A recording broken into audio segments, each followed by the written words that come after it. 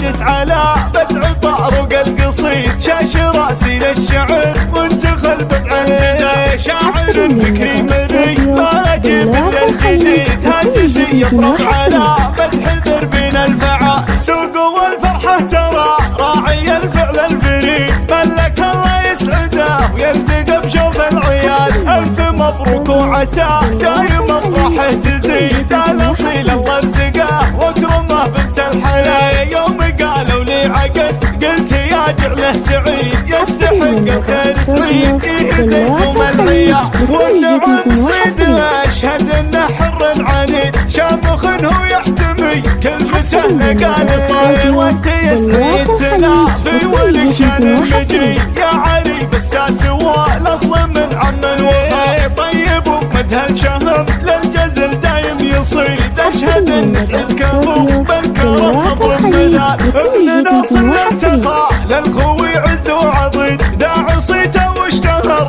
بالجنوب وبالشمال ناصر وابوك ونعم يا عسى عمره مديد افتخر به وانطنخ والنعم وفي الخصايا ونسل ال شامل ونعمه للمجد تنيد كل واحد منهم ارتقى شان الثقة دندن الهجس على بدع طارق القصيد شاش راسي للشعر وانتخل بدع النزاع شاعر فكري مري ما اجيب الا الجديد هجسي يضرب على بدح دربين الفعا سوق والفرحه ترى راعي الفعل الفريد ملك الله يسعده ويرزقه بشوف العيال الف مبروك وعسى دايم افراحه تزيد الاصيل الله يرزقه واكرمه بنت الحلال يوم قالوا لي عقد قلت يا جعله سعيد يستحق الخير سعيد يهزم العيا والنعم سعيد اشهد انه حر عنيد شامخ هو يحتمي